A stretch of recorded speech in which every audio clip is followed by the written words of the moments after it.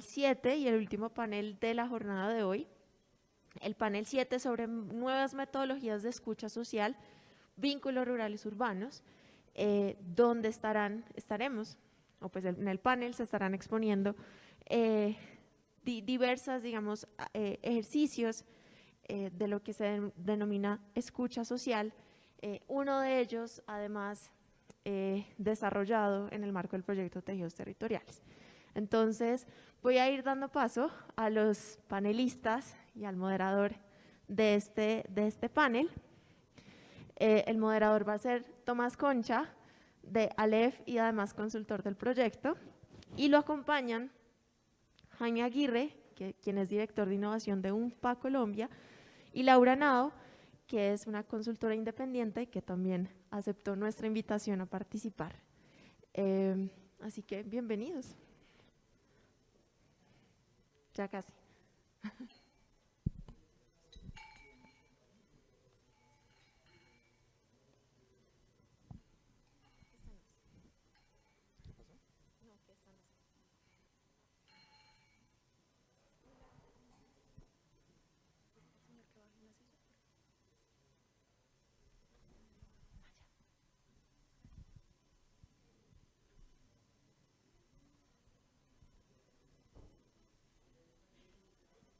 Los micrófonos están desinfectados.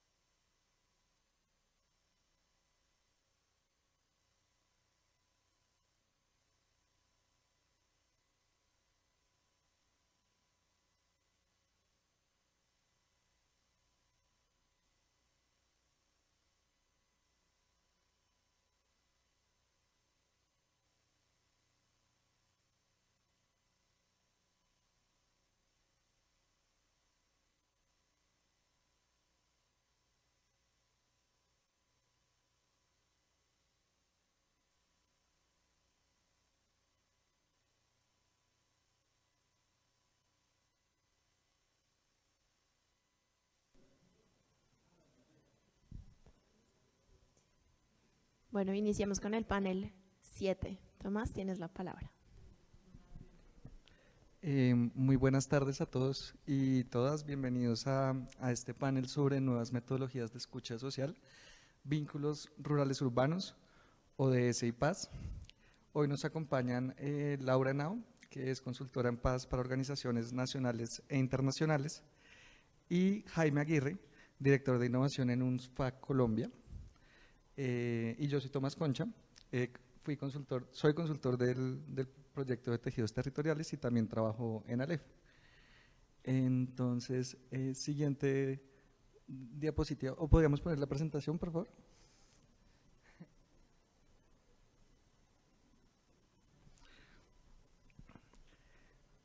Bueno, entonces yo hoy voy a arrancar contándoles un poco sobre el trabajo que hicimos en el proyecto de tejidos territoriales. Este trabajo está relacionado con temas de gestión documental. Entonces, básicamente, digamos que se miró la conversación alrededor del campo y la ciudad en dos puntos. El primer punto en el que se miró la conversación fue en Twitter Colombia. Básicamente descargamos todos los tweets generados por perfiles colombianos o en Colombia con las palabras ciudad y campo, rural urbano y rurales urbanos. E hicimos un análisis del discurso y la conversación alrededor de estos temas con base en inteligencia artificial.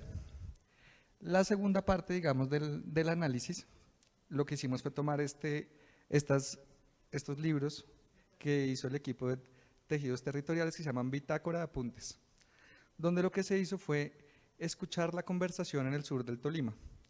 Y básicamente se trabajó en 4 municipios de estudio donde las personas se les hicieron 6 talleres didácticos y en estos 6 talleres didácticos lo que se hizo fue una serie de conversaciones y de charlas con las personas del sur del Tolima, donde las personas pues además de conversar y de tener como discusiones muy puntuales en esos 6 espacios que se dieron, también iban llenando partes de esta bitácora a mano. Entonces acá les muestro un poco cómo era la bitácora. Y esta bitácora entonces fue llenada, miren cómo era la bitácora. Esta bitácora entonces fue llenada por estas personas y al llenar la bitácora, nosotros lo que hicimos fue un trabajo de gestión documental donde transcribimos todo lo que escribieron estas personas y adicionalmente utilizamos algoritmos de inteligencia artificial para transcribir los audios de las conversaciones que se dieron y con base en eso hicimos una serie de ejercicios. Entonces, ya que llegó la conversación, les voy a mostrar un poco los resultados de estos ejercicios. Siguiente, por favor. Siguiente. Siguiente. Entonces, lo primero es el tema de Twitter Colombia. Entonces, descargamos básicamente 17.000 tweets con las palabras rural y urbano, rurales urbanos y ciudad y campo entre los años 2018 y 2021. Y lo que podemos ver en este gráfico son cuáles fueron esos temas más importantes en los que se centró la conversación en este periodo de análisis. Esto lo vemos a través de 4 círculos que se intersectan, donde cada círculo representa lo que se hablaba en un año. Lo que se encuentra, por ejemplo, en la zona anaranjada de la mitad, son esos temas muy fuertes de los que se hablan en todo el periodo de tiempo. Y lo que vemos en cada círculo con su color independiente son los temas que fueron más importantes en cada uno de estos años. Entonces, por ejemplo, en 2018 se hablaba de leyes de política de TICs y de agua. En 2019 de habitantes, de campesinos y de vías. En 2020 el COVID, la pandemia y las familias se llevaron, digamos, toda la conversación. En 2021 la economía, las empresas, el empleo, los hogares y la violencia fueron los temas que rodearon más la conversación alrededor de la ciudad y del campo. Digamos que cuáles fueron esos temas centrales, acá los podemos ver: del desarrollo, el municipio, los campesinos, el trabajo, la seguridad, la educación, y los productos fueron unos temas muy importantes de los cuales se hablaron en los 4 periodos de tiempo. Siguiente, por favor. Acá simplemente para ver un poco cuál fue el volumen de la conversación. Las barras azules son las mismas en los 2 gráficos. Lo que cambia es la línea azul oscura.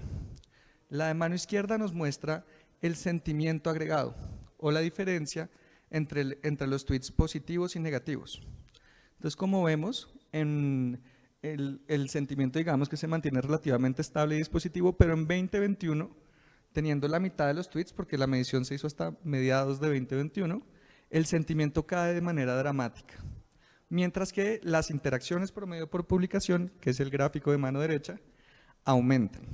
Y ya vamos a entender por qué ocurre esto. Siguiente, por favor. Este diagrama ven que vemos acá es muy parecido al que vimos anteriormente, pero en vez de tener la evolución de la conversación en el tiempo, lo que tiene son los temas más importantes, tanto por el sentimiento del tweet como por el género del tuitero. El sentimiento del tweet, digámoslo, también lo sabemos con algoritmos de inteligencia artificial, y el género del tuitero también, pero se le aplica el nombre del tuitero. Entonces, si se llama José, el algoritmo predice que es hombre, y si se llama María, predice que es mujer. Y estas son las palabras más importantes. Entonces, por ejemplo, acá podemos ver que las mujeres hablaron mucho de viajar, de emigrar, de oportunidades, de intercambios, de vivienda y de vacunas. Mientras que los hombres, de ciudadanía, ambiente, retos sociales y prosperidad. Los sentimientos positivos, digamos que estuvieron rondando la tranquilidad, las mujeres, los proyectos, el agua y el aire.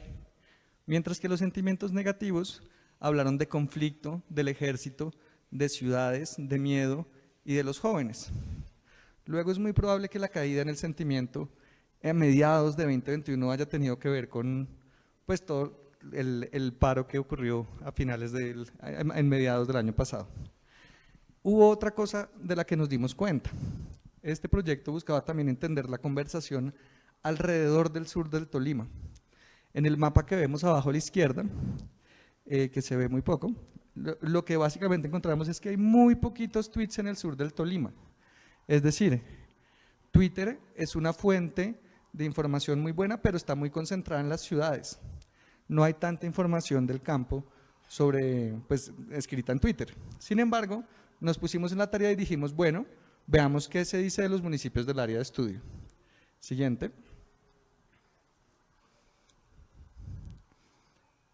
Siguiente.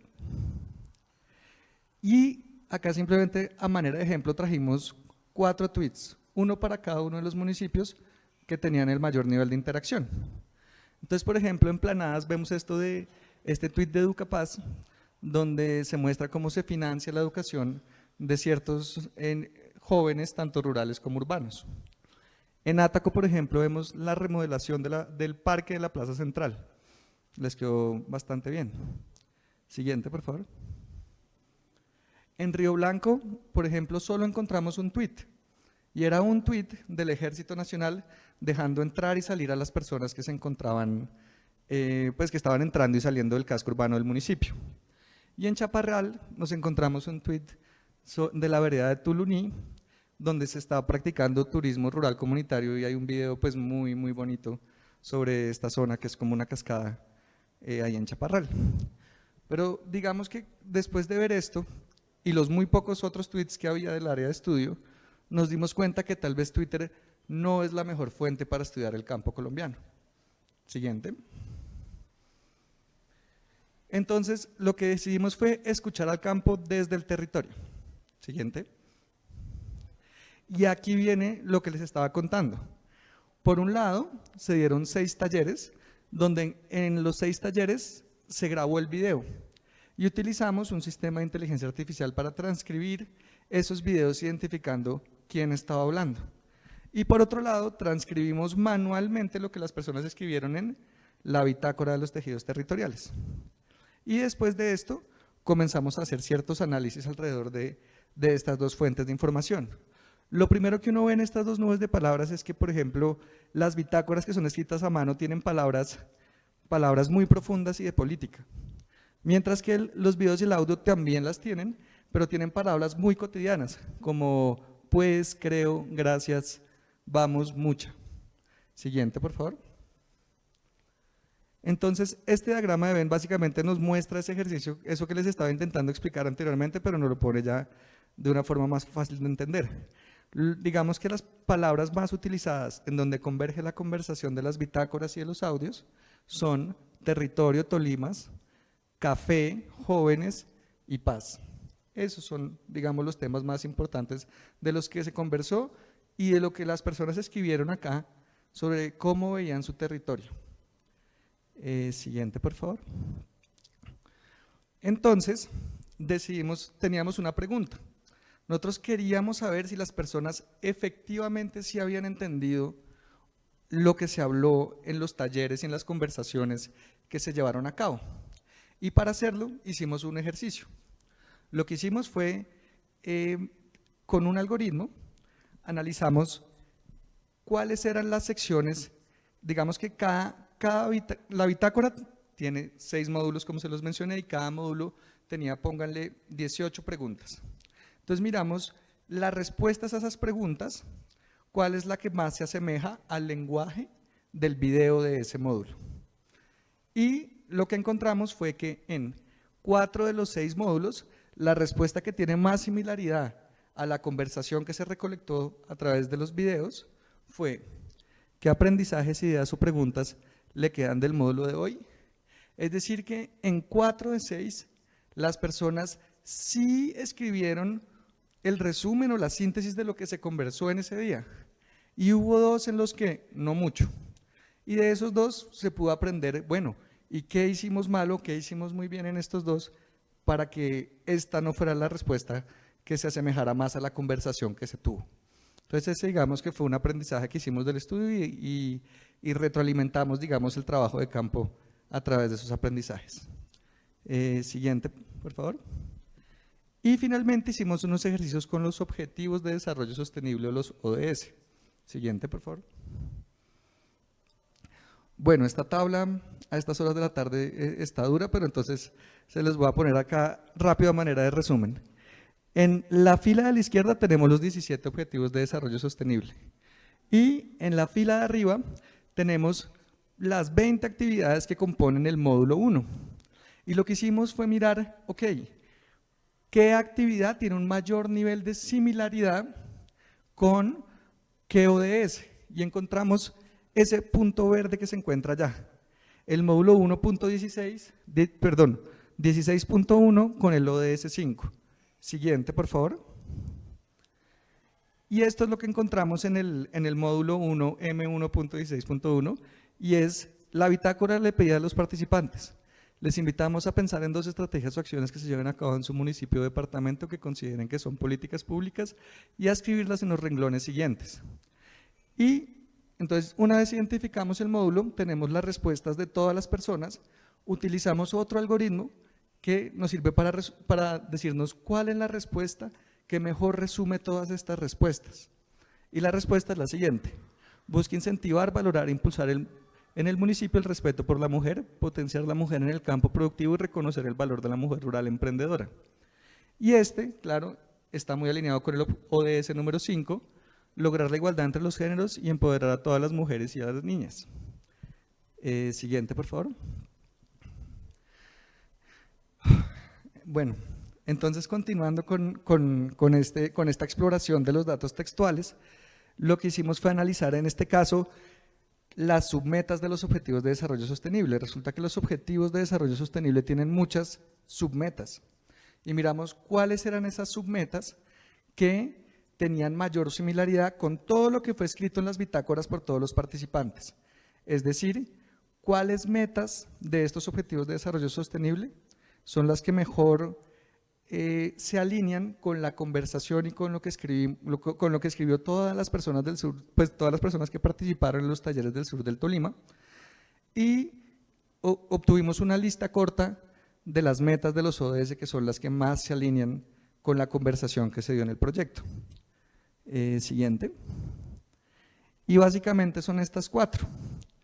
Son de aquí a 2030 asegurar que todas las niñas y todos los niños terminen la enseñanza primaria y secundaria, que ha de ser gratuita, equitativa y de calidad, y producir resultados de aprendizaje pertinentes y efectivos. Poner fin a todas las formas de discriminación contra todas las mujeres y todas las niñas de todo el mundo. Apoyar los vínculos económicos, sociales y ambientales positivos entre zonas urbanas, periurbanas y rurales, fortaleciendo la planeación del desarrollo nacional y regional.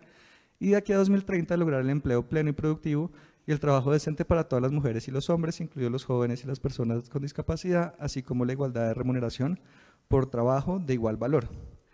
Entonces, si uno se da cuenta, esto aparecía, las palabras de empleo y de educación aparecían en la conversación de Twitter, aparecían en las nubes de palabras de las bitácoras de apuntes y en los audios, y aparecen acá, en los Objetivos de Desarrollo Sostenible. También aparece el 11.2, que es vínculos urbanos rurales, y el tema de la discriminación contra las mujeres y niñas de todo el mundo. Entonces eso era un poco lo que les venía a contar hoy sobre el trabajo que hicimos. Los voy a dejar con Laura, que nos va a contar unas experiencias muy interesantes.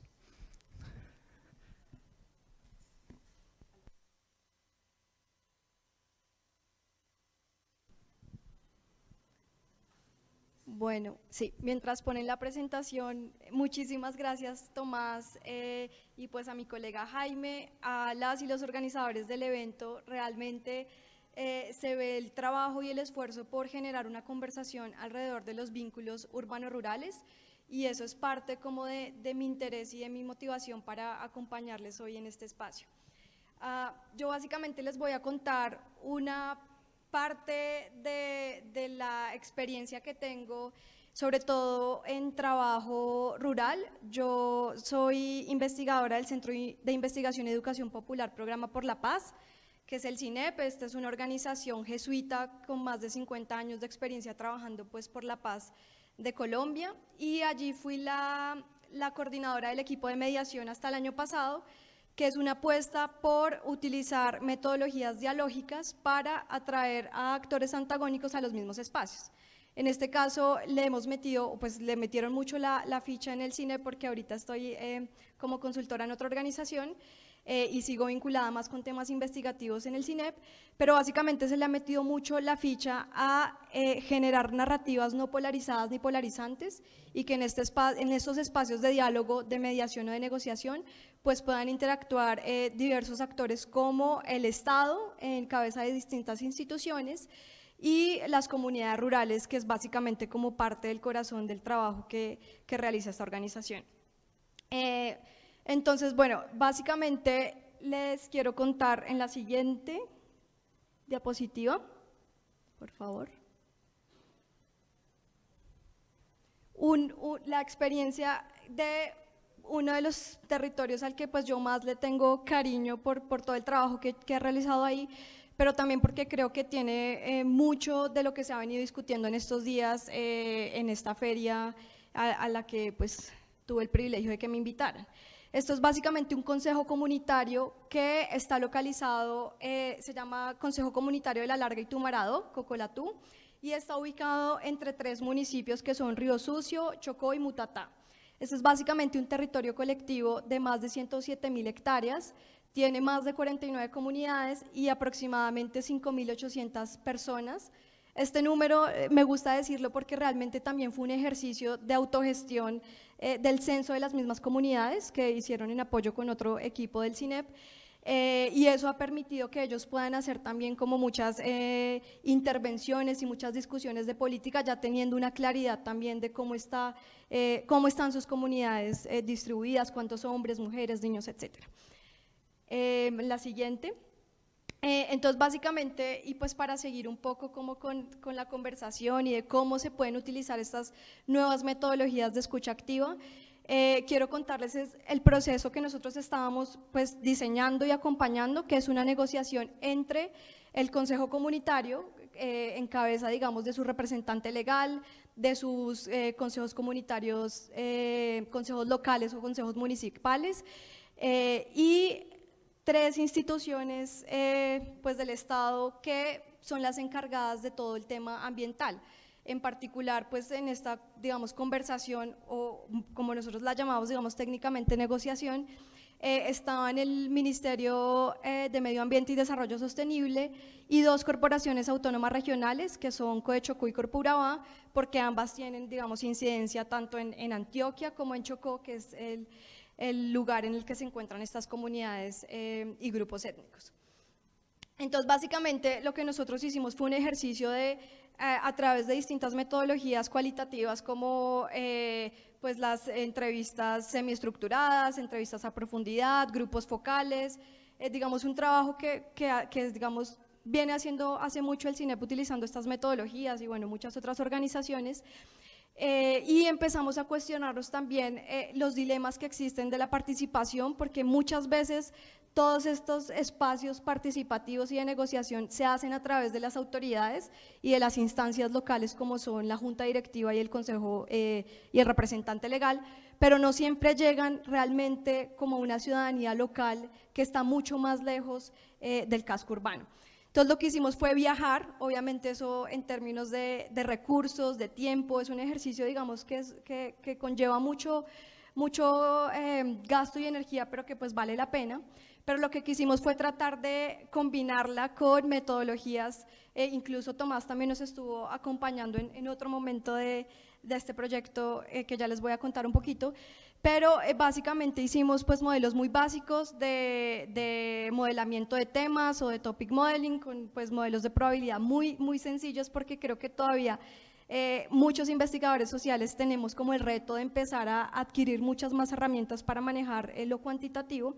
Pero a partir, digamos, de ese ejercicio se hicieron nubes de palabras, el modelamiento de temas y pudimos llegar a una agenda de negociación de 3 puntos que tenía o era coherente con todo lo que las comunidades nos habían dicho durante 13 años, porque eso también, digamos, es parte de la confianza que se ha construido con las comunidades, sobre todo de Río Sucio, por más de 13 años trabajando con ellos.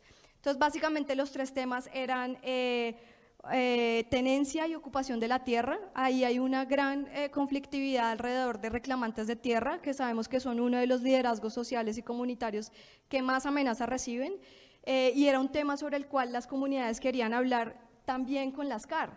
entre otras porque muchos de estos territorios, a pesar de que son títulos colectivos otorgados por el Estado, pues también tienen muchas complejidades con segundos, terceros ocupantes, y hay, digamos, una gran complejidad alrededor del tema de tierras, y este era uno de los puntos que las comunidades querían tratar en la mesa de negociación. Un segundo punto fue todo el tema de uso y aprovechamiento del territorio. En realidad, bueno, ahí van saliendo las palabras territorio, consejo comunitario, porque 8 de las 49 comunidades están ubicadas en una zona de reserva forestal, que es sobre la cual se plantea hacer un plan de manejo ambiental a través o a partir de un fallo judicial por parte de un juez de restitución de tierras de Antioquia, y demanda, digamos, esta necesidad o este ejercicio participativo por parte de las CAR y las comunidades para hacer esa planeación de su territorio y esa planeación ambiental. Entonces, básicamente, esas 8 comunidades que están en el territorio pues han venido viviendo ahí, y de alguna manera había que negociar cómo articular o cómo hacer coherentes los derechos que tienen las comunidades étnicas con los derechos ambientales. Entonces ese fue un segundo tema que fue interesante ver, que también las mismas comunidades y los consejos locales nos lo decían en estos ejercicios muy cualitativos.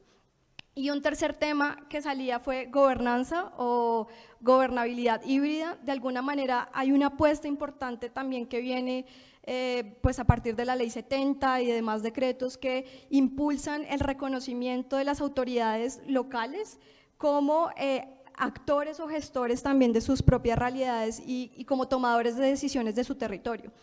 Y básicamente esto salió, el Consejo Comunitario, la Junta Directiva, los consejos locales y demás comunidades están muy interesadas en que desde la institucionalidad y las corporaciones autónomas regionales pues reconozcan un poco también el ejercicio que han venido planteando las comunidades étnicas para la protección de su territorio, pero también como agentes que tienen la posibilidad de decidir y tomar decisiones sobre las cuales pues ellos también van a tener implicaciones de primera mano, entre otras porque en la reserva pues hay un cerro que es desde donde se proveen las comunidades de todas sus fuentes hídricas o de la mayoría de ellas. Entonces para ellos también y para ellas es muy importante este tema de gobernabilidad híbrida.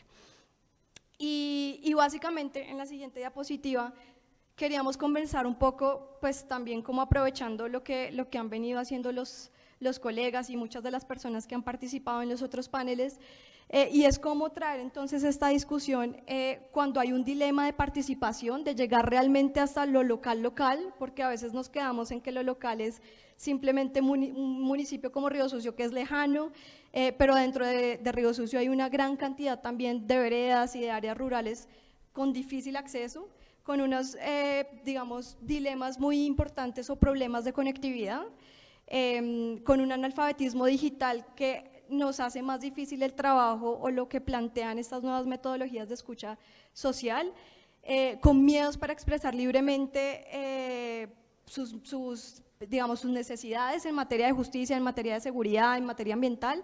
En la nube anterior veíamos grande que sale mucho el tema de conflicto armado, desafortunadamente sí sigue siendo parte de la narrativa y de la preocupación de muchos de estos espacios de negociación. Y pues por supuesto narrativas que producen o reproducen historias del conflicto, porque hay una clara desconfianza entre las comunidades y digamos estas instancias ambientales que muchas veces proveen, por ejemplo, de servicios o de licencias ambientales a ciertos actores, pero a otros no. Entonces empiezan a venir como para una negociación muy puntual, que es un plan de manejo ambiental, otra serie de conflictividades que para las comunidades son importantes y sobre las cuales quieren hablar y lo necesitan para poder llegar a un acuerdo sobre el plan de manejo ambiental y sobre los lineamientos de la consulta previa pues, que hay que hacer como en el marco de la normatividad. Y entonces básicamente seguimos como con la misma pregunta y el mismo reto de… En el caso de nosotros en el CINEP hay unas bases de datos interesantes, tenemos más de 60.000 archivos de prensa que hablan de la protesta social y de muchos otros temas. Estamos haciendo una recolección también de todos los procesos de diálogo y negociación que se han venido construyendo, en particular desde el 2014, cuando pues también está este auge de que dialogar sí es una forma para salir del conflicto pues por el proceso de negociación entre las FARC y el Estado colombiano. y hemos recolectado como mucha información, pero sigue existiendo ese gran reto de cómo transformarla y cómo devolverla a las comunidades. Entonces, básicamente hoy queríamos como plantear también 3 retos para la conversación. Uno tiene que ver con las dificultades que existen a la hora de traducir todas estas normatividades y temas muy técnicos para las comunidades, no solamente, digamos, en términos discursivos, sino también en términos del alcance.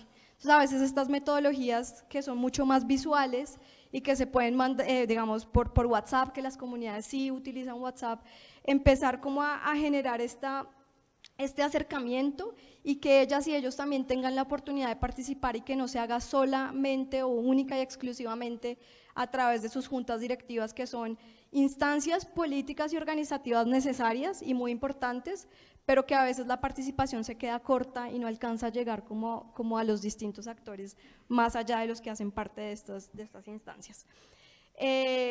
Y un poco también retomando lo que decía Tomás, tratamos de hacer un ejercicio para leer algunas cosas en el marco de este mismo proyecto. Teníamos el interés de entender un poco la movilización social y la protesta, pero efectivamente el Twitter se queda corto para digamos, realmente traer estas discusiones rurales. Entonces, era más como un ejercicio que podemos echarle cabeza aquí y discutirlo, pero sin duda las nuevas metodologías de escucha activa nos pueden ayudar también como a traer estas narrativas que existen en la ruralidad y que denotan la agencia que tienen las personas y las comunidades para manejar sus propios territorios. Yo dejaría por ahí para continuar. Muchas gracias, Laura. Ahora, Jaime, quedamos en sus manos. Gracias. Buenas tardes a todas y todas. Discúlpenme que les doy la espalda por acá. Agradecer la invitación, Olguita, gracias a la CEPAL, a los organizadores y de gente que viene trabajando en tejidos territoriales y a mis compañeros de panel, Tomás y Laura. Muy interesante lo que nos cuentan. Yo hoy les voy a hablar de una metodología de escucha social que diseñamos hace ya un tiempo y los resultados que ha tenido y cómo hemos podido llegar a la política pública a partir de esto. Entonces yo creo que aquí el mensaje, más allá de la escucha social, es la amplificación de las voces en los territorios, ¿no? Y los vínculos urbano-rurales. Entonces, ya me están diciendo que un segundo, ya ponen la presentación. Pero básicamente yo les cuento, mi nombre es Jaime Aguirre, trabajo en el Fondo de Población de Naciones Unidas. Pues esta es la Agencia de la Salud Sexual y Reproductiva y ya van a ver que esto no tiene mucho que ver con esto, pero es que el UNFPA tiene el liderazgo del Grupo Interagencial de los Objetivos de Desarrollo Sostenible, del cual hace parte la CEPAL y varias agencias. No, creo que toca ver la primera diapositiva. Pero bueno, entonces yo les cuento un poquito, yo coordino el Hub de Innovación y entonces ustedes preguntarán qué hace un Hub de Innovación, pues hacemos muchas cosas, de todo, yo creo que hoy en día hay que hacer de todo, pero sobre todo nos enfrentamos a retos difíciles. Y en 2018 teníamos un gran reto y era, siguiente porfa. Ya, sí, este es el hub, bueno, ahí está el equipo, hacemos muchas cosas, no es tan divertido como se ve allí, realmente el trabajo, pero sí la pasamos bien, que es lo importante. Siguiente. Entonces, bueno, lo que les contaba, esta es la historia de un ejemplo práctico de escucha social y cómo amplificamos las voces de las personas terminando en política pública, ¿no? Entonces yo creo que es un ejercicio exitoso. Siguiente. Y antes de hablarles, y yo creo que Olga ayer en su presentación hizo un muy buen contexto también sobre todo el tema de desarrollo, y yo solo aquí traigo unas cositas, pero se me queda por fuera crecimiento verde, bueno, muchas cosas que vimos ayer. Colombia se preparó muy bien para los ODS, bueno, desde su concepción misma, creo que fuimos uno de los 2 países líderes allí, y el gobierno a muy temprana hora, en el 2015 incluso, antes de que salieran los Objetivos de Desarrollo Sostenible, creó la Comisión de los ODS, 7 entidades lideradas por el DNP del Gobierno Nacional están allí, y seguido a eso también tenemos el COMPES de Objetivos de Desarrollo Sostenible, el 3918, salió un poquito después, y esto también se reflejaba en el Plan Nacional de Desarrollo. Entonces vemos que los Objetivos de Desarrollo Sostenible se vuelven un marco de política clave, ¿no? Sin embargo, todos estos esfuerzos que había hecho el gobierno, faltaba algo, y estaba dejando algo por fuera, y era a los territorios, a las personas, ¿cierto? A no dejar a nadie atrás. Y la agenda se concebía en ese entonces todavía como algo muy institucional, como algo del gobierno, algo de Naciones Unidas, y bueno, ya habían pasado 3 años, desde 2015 a esto, entonces había que hacer algo para poderla aterrizar realmente a territorio. Entonces lo que hicimos, siguiente, por favor. Bueno, estos son los retos, entonces nosotros identificamos 3 retos claves, ¿no? Para poder llevar la territorialización, que tiene que ver también vínculos urbanos rurales, ahí las personas, que son el eje de los objetivos de desarrollo sostenible, ayer lo decía Olga en su presentación, y no dejar a nadie atrás. Entonces estos retos, ¿qué significaban, no? Entonces, uno, entender que los territorios son muy heterogéneos, y la heterogeneidad es toda. 2, que las personas no estaban involucradas y que teníamos que involucrarles, ¿sí? El DNP y el gobierno nacional habían hecho un gran esfuerzo, pero muy tradicional. Ir a los territorios a hablar de una agenda de 17 objetivos, 169 metas, 232 indicadores, que tú muy bien lo decías, Laura, eso cómo se traduce realmente al diálogo y a que las personas lo entiendan. Y no dejar a nadie atrás.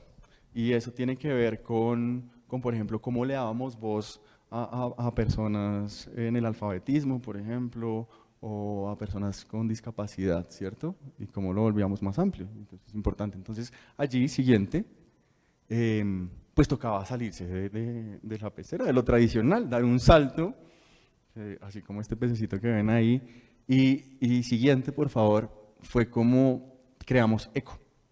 Que ECO es básicamente lo que estábamos buscando, cómo amplificar las voces de las personas, más allá de escucharles, ¿cierto? Que es muy importante, pero cómo traducíamos eso a algo accionable, cómo hacíamos eco realmente. Perdón que está en inglés, pero era más fácil para nosotros conseguir recursos si lo pusiéramos así. Entonces, siguiente. Entonces aquí les voy a contar ya un poquito de cómo funciona. Entonces, lo que dijimos fue, necesitamos escuchar a las personas, pero las personas que hablen en su lenguaje natural. O sea, aquí no vamos a hacerles una encuesta, nada, vamos a ver que la gente hable sus testimonios y les vamos a hacer 2 preguntas. Una es, ¿cuál es el principal problema en su territorio? Digamos, y ya les voy a explicar como en un ejemplo muy concreto en Medellín. Y otro, ¿cuál es su problema más local, en su barrio, en su comunidad? Y siguiente, con esas 2 preguntas que captábamos o que queríamos captar, lo que queríamos era hacer un procesamiento y usar unos algoritmos para poder tratar de identificar ese testimonio o esa discusión pública guiada con qué meta de los objetivos de desarrollo sostenible, 172 metas, 170 metas, 171. Entonces lo que nos tocó fue hacer una gran taxonomía de los objetivos de desarrollo sostenible. ¿Qué es una taxonomía? En Colombia se habla español en su gran parte, pero es un español que cambia de territorio a territorio. Entonces, en algunas, en la costa, por ejemplo, hay unas palabras que se usan para designar algunas cosas que aquí en el interior no usamos y en el sur son diferentes, ¿no? Entonces nos enfrentamos ante la heterogeneidad del territorio y del lenguaje también. Entonces, poder encontrar una taxonomía que se pudiera traducir a las metas de los ODS fue complicado, pero es bastante amplia, y encontramos un grave problema también, o sea, no bastaba con solo saber cómo traducir los testimonios de las personas a los objetivos de desarrollo sostenible, sino que la gente no quería hablar, lo que tú decías, había una falta de participación, pues, por nuestra historia del conflicto y etcétera, y también algo que nos dimos cuenta y es que no hay datos, ¿no? Entonces, ese ejercicio de poder plantearse algo con Twitter o con redes sociales quedaba por fuera de eso, ¿cierto? Y dijimos, tenemos que ir a generar los datos allá, pero ¿cómo lo íbamos a hacer? Para no tener que traspasarlos después manualmente y etcétera. Entonces usamos 3 cosas. Siguiente. Entonces aquí, y lo voy a leer, pero básicamente lo que usamos es reconocimiento automático de voz, inteligencia artificial, específicamente procesamiento del lenguaje natural y analítica de los datos, que es poder analizar esos datos de esas discusiones públicas guiadas, y les llamamos así porque son discusiones que generamos de forma guiada. Y lo que queríamos era lograr una eficiencia en el tratamiento de esos datos, ¿no? Y para poderles brindar información en tiempo real. Ya les voy a mostrar cómo funciona porque esto es algo complejo como leerlo y entender qué pasa allí, pero básicamente lo que hacíamos era con un celular preguntarle a una persona estas preguntas que yo les dije, cuál es el principal problema en su territorio y cuál es el principal problema en su comunidad. La gente hablaba normal, esto lo traducía a texto como lo hacen todos los celulares ahora, usted le habla y eso lo escribe. Y sobre ese texto era que hacíamos el análisis, pero lo hacíamos en tiempo real. El siguiente. Y ahí hay un pequeño video, perdón, que está en inglés.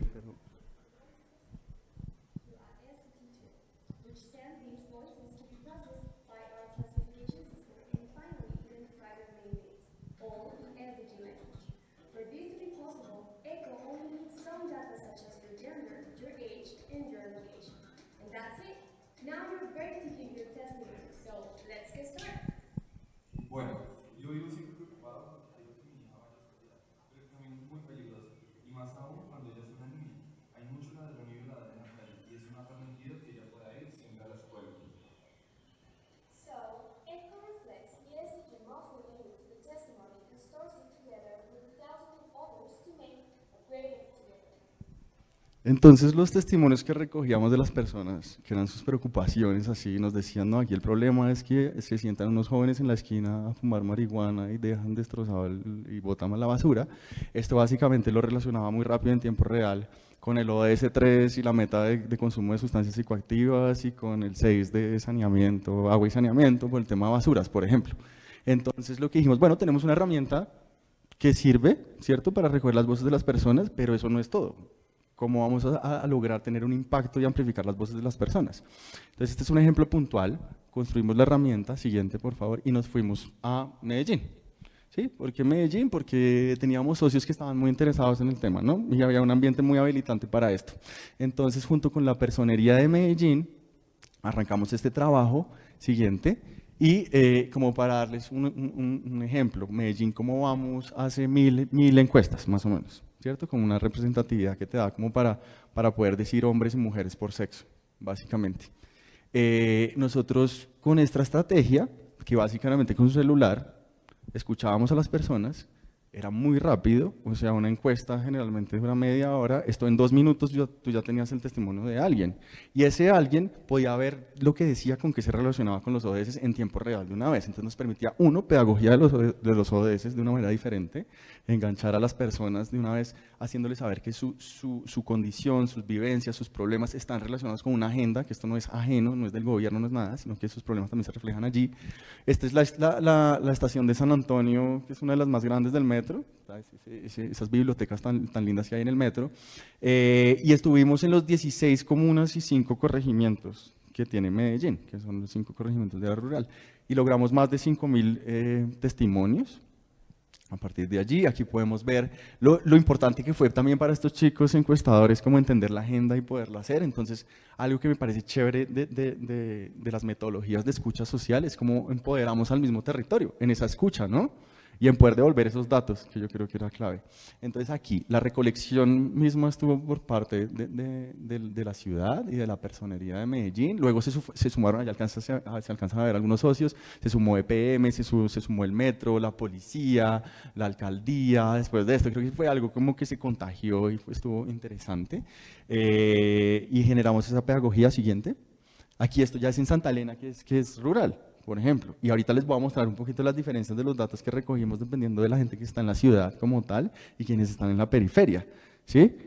Pues aquí teníamos la limitante de la organización político-administrativo, porque si hay algo cierto es que los territorios son más complejos que eso, sino que por operatividad nos queda más fácil. Aquí el testimonio de una de esas personas, y es que estos movimientos de escucha social o estas metodologías de escucha social también permiten tener contacto con la comunidad. Entonces, el empoderamiento de la misma comunidad, levantando información, haciendo escucha social y después usándola, creo que fue muy interesante. Sigamos.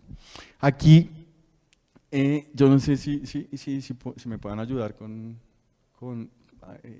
entrando a la página que está vinculada, Jimé, si me ayudas como para ver un poco el resultado que obtuvimos. Porque aquí lo interesante es, habíamos encontrado que pues, la desagregación de datos no se da en territorio.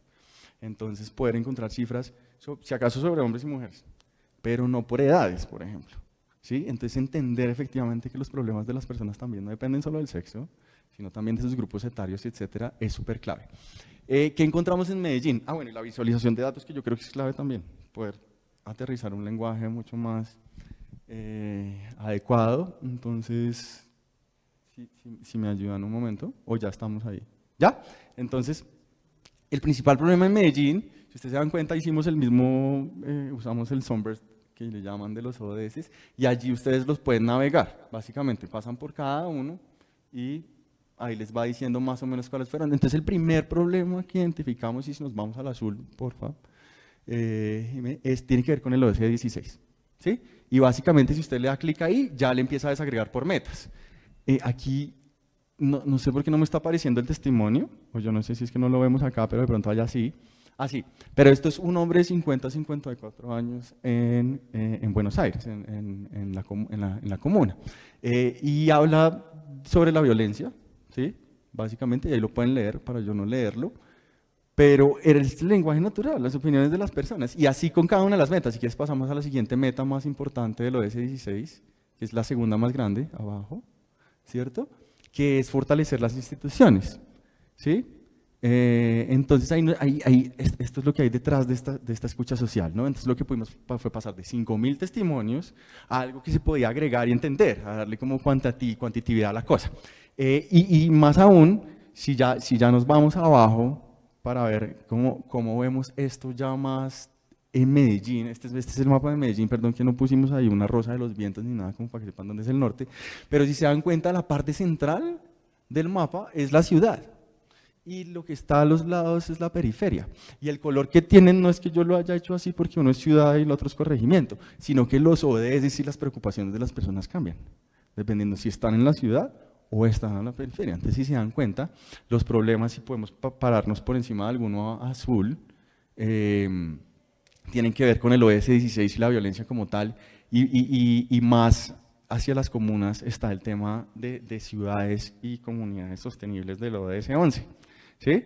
Entonces, esto cambia también si yo me voy allá arriba y, por ejemplo, filtro por mujeres mayores de 50 años, por ejemplo, ¿sí? Si yo le doy clic ahí, el mapa me va a cambiar de color y me va a mostrar ya otro tipo de preocupaciones, ¿no? Y de cosas que le están doliendo a la población como tal. Entonces, hicimos esto, lo pudimos, y lo más interesante fue que, y ya podemos yo creo que pasar a la siguiente diapositiva, y les puedo pasar esto también para que lo naveguen con más detalle, y puedan ver efectivamente problemas de empleo, por ejemplo, ya más hacia la periferia, etcétera.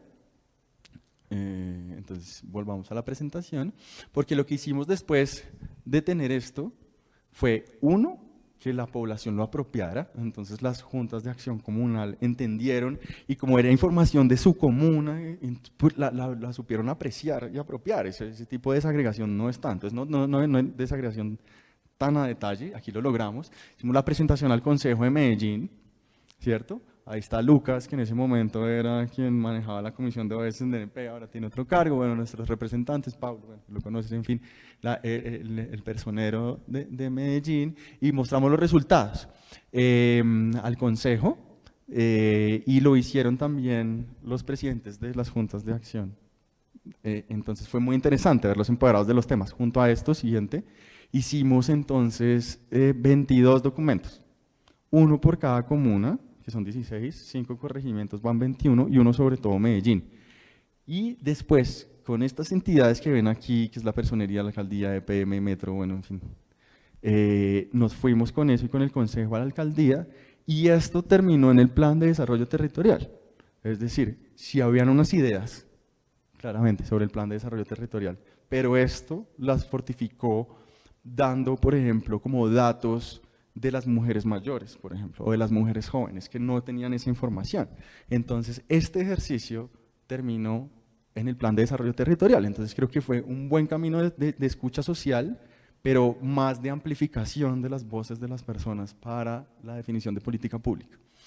Resultados, obviamente, mayor participación. Creo que quedó el ejercicio instaurado en la gente. Entonces uno va a Medellín, el metro siguió pedagogiando sobre ODS, se volvió como algo muy interesante. Hicimos el pacto por los ODS, creo que no lo mostré ahí, pero todas estas entidades que vieron allí firmamos un pacto por los ODS de la ciudad, como con un decálogo de cosas hacia donde queríamos ir. Logramos una planificación territorial participativa que tenía en cuenta las voces de las mujeres, de los jóvenes, de las mayores, haciéndoles visibles y lograr esa agregación de datos.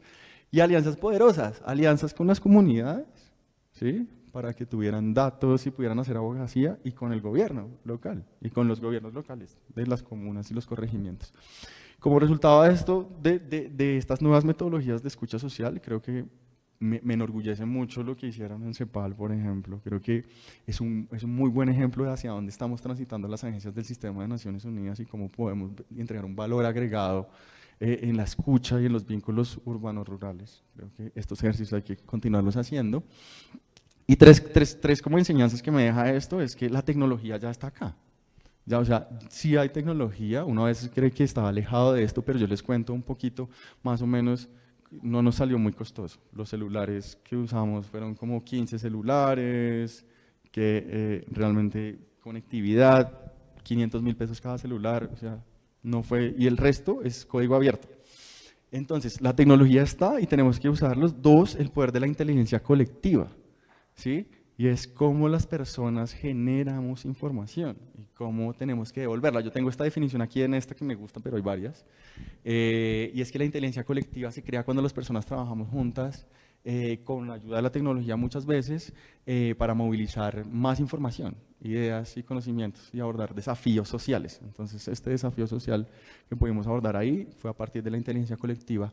Entonces, esas dos cosas que yo creo que son claves, como no tenerle miedo a la tecnología, cada vez es más accesible, más barata y hasta gratis. Y dos, el poder de las personas y las comunidades para generar información y amplificar sus voces. Gracias.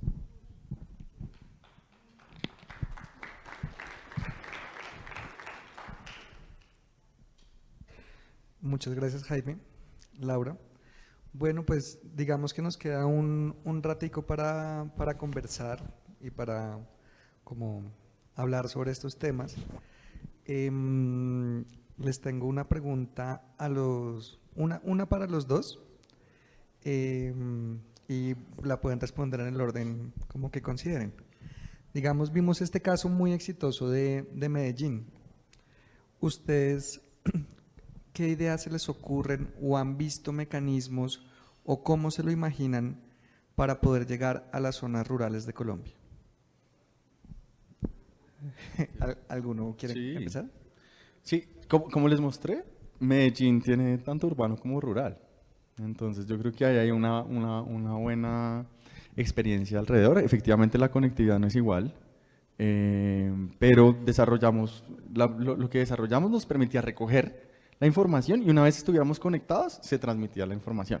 ¿Sí? Entonces puede haber un desarrollo local de ese estilo, o sea que se puede levantar información en territorio. Obviamente las redes sociales y a veces lo que uno tiene más a la mano no está allí, o sea, y les digo, o sea, usan Facebook, eso sí usan bastante, por ejemplo, en algunos territorios identificados, no el Twitter no, digamos Instagram, otras cosas no. Entonces, yo creo que sí es posible levantar información y creo que nos toca y cada vez es más fácil y más barato. Antes era como muy difícil hacer un operativo, pues bueno, uno que trabajó en el DANE tantos años, yo, lo costoso que es levantar información rural, pero creo que las nuevas tecnologías permiten levantar información en el área rural de una manera más fácil. Yo creo que hay unos riesgos allí, y es que la gente no quiere hablar porque teme las represalias, no tiene como la posibilidad de hacerlo, entonces no hay quien escuche.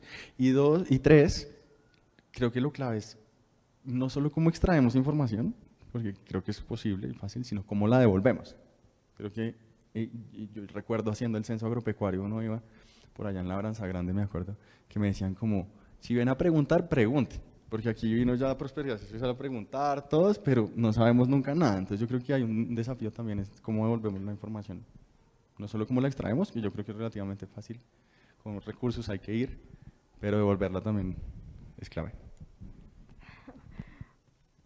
Bueno, pues yo me declaro optimista, o sea, yo creo que la tecnología en efecto nos puede ayudar como a desarrollar esta inteligencia colectiva, pero sin duda gran parte de los municipios, digamos que hay diferentes como instancias de ruralidad, ¿no? Entonces tenemos unas ciudades que también tienen entornos rurales, pero que de alguna manera no se comparan con muchos de los municipios que han, digamos, tenido que vivir una historia también de victimización o del conflicto armado, en donde, como lo decíamos, Jaime, hay mucho miedo para hablar. Y esto implica que también se genere una confianza con las personas para que de alguna manera puedan dar sus testimonios. Ahí es donde obviamente la anonimización de datos ayuda un montón.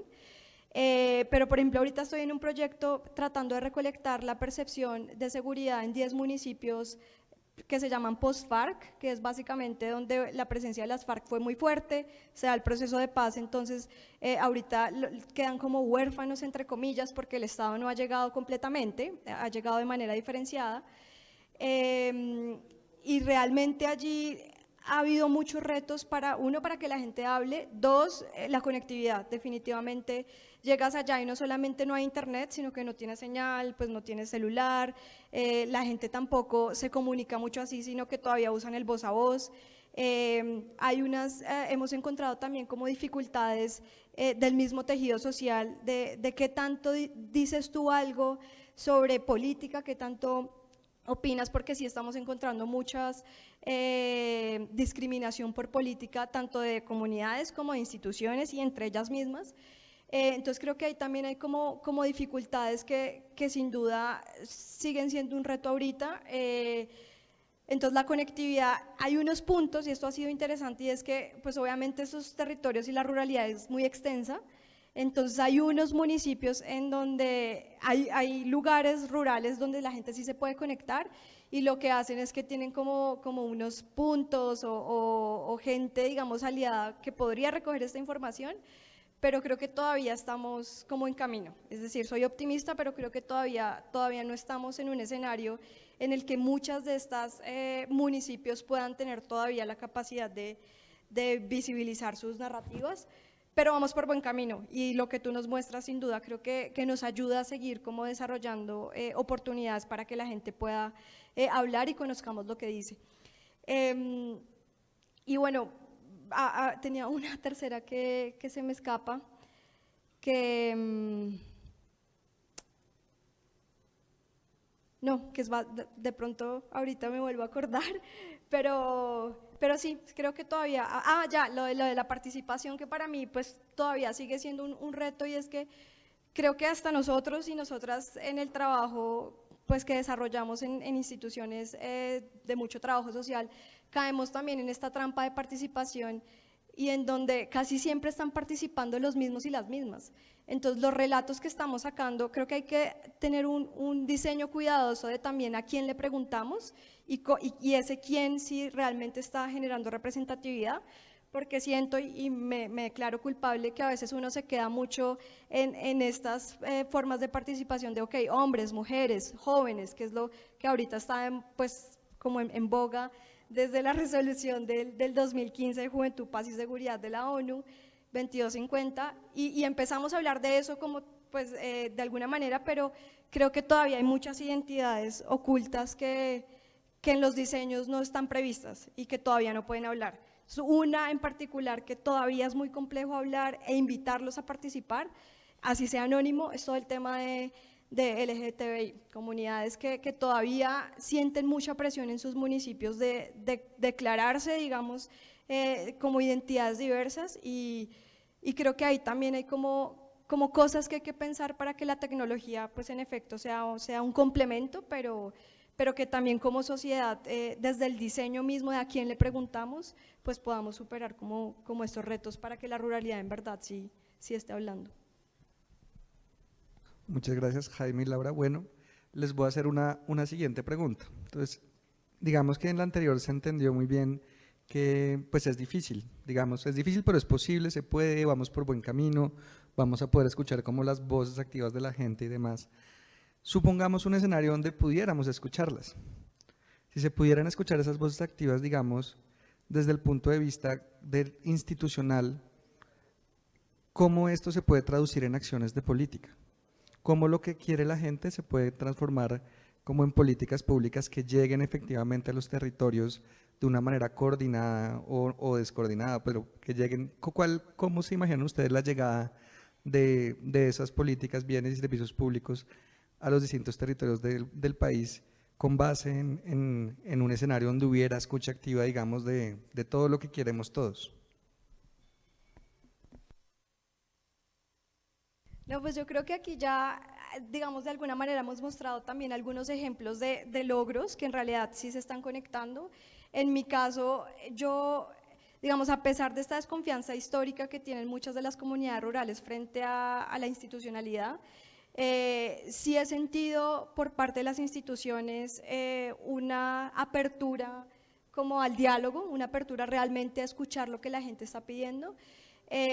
Muchas veces obviamente se queda como en esos ejercicios participativos y pasar, digamos, a la ejecución de esas políticas, pues nos toma un poco más de tiempo. Creo que esto es algo que además es muy común en Latinoamérica. Pero sí siento que sí ha habido un espacio de apertura por parte de la institucionalidad. Hay unos ejercicios también muy interesantes, por ejemplo, que se estuvieron haciendo mucho entre el 2014 y el 2018, en donde muchos de los 16 ministerios participaban cada 8 días en CEDISCO, que es el Observatorio de Conflictividad, y estaban dispuestos y dispuestas los funcionarios a realmente escuchar muchas de las intervenciones y de las propuestas de las comunidades. Quizás creo que es más un tema de lo que veíamos en el panel anterior también, de los retos que presupone la desigualdad tan grande que hay pues, en América Latina, en Colombia, y que eso pues por supuesto que se traduce a la ruralidad diferenciada. Yo me caso mucho con un concepto que utilizan distintos politólogos. Aquí en Colombia lo usan mucho pues, Francisco Gutiérrez Sanín y el padre Fernán González, que es la presencia diferenciada del Estado. Entonces creo que ahí también hay que entender que pues, a pesar de que hay como ciertos criterios de mujeres, hombres, jóvenes, personas con discapacidad, etcétera, también creo que en Colombia y en muchos otros países hay un fenómeno regional que también es interesante verlo de manera diferenciada, y que creo que eso se entendió un poco con el acuerdo de paz, que no se ha implementado en su totalidad, pero que abrió la puerta para que también entendiéramos que la política es diferenciada por regiones, y creo que eso es algo muy interesante del caso colombiano. Súper, muy interesante, Laura y Tomás. Tradicionalmente hemos estado como acostumbrados a extraer información, ¿cierto? Entonces, eso es lo que hace el DANE, eso es lo que hacen las encuestas, pero nunca devolvemos a las personas a las que les estamos extrayendo la información. Y yo creo que así, si hacemos una buena devolución de los datos que estamos capturando de las personas, les hacemos entender qué es esto, que a veces son datos complicados, ¿no? Que la razón de mortalidad materna, etcétera. Entonces, ¿qué es eso? ¿Cierto? Si podemos hacer esa pedagogía de lo que estamos extrayendo, les empoderamos en los datos, ¿cierto? Y estas personas mismas ya ejercen un poder y una abogacía. Lo veíamos en mi ejemplo.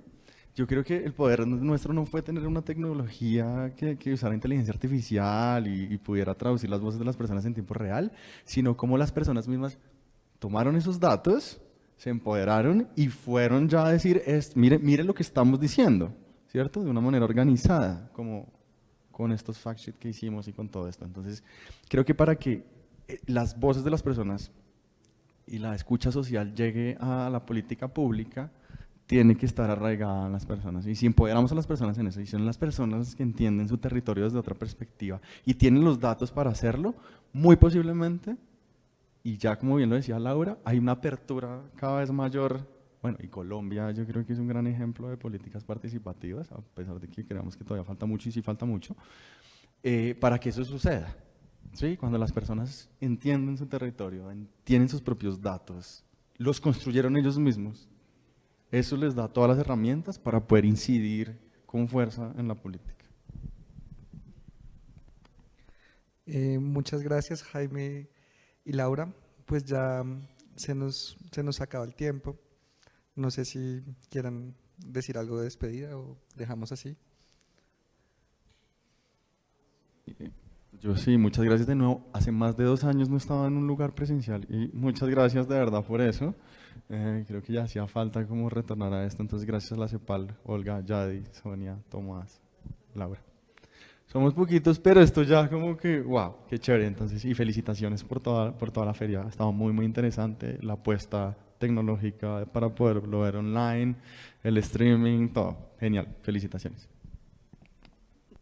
Pues yo también dar las gracias y como abrí también pues por mi lado cerrar, porque me parece fabuloso y fantástico la apuesta que hacen por de verdad tratar de cerrar esa brecha urbano-rural, que sabemos que es una de las causas fuertes pues, del conflicto armado en Colombia. Entonces, muchísimas gracias a ustedes y pues a todos los que hemos participado.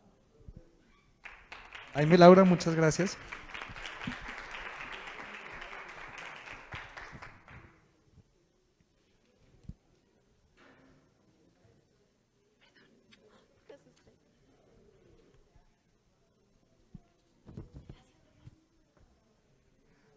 Bueno, gracias a este panel. Gracias, Tomás, por también cumplir el tiempo. Fue muy eficiente. Y gracias también a nuestros panelistas invitados. Gracias de nuevo por aceptar esta invitación y por compartir su trabajo en este seminario. Ya llegó el final de este segundo día. Agradecemos a todas y a todos por conectarse, por acompañarnos, por enviar preguntas y comentarios en el chat del evento. También gracias a todos y a todas los que están aquí presentes siguiendo esta feria.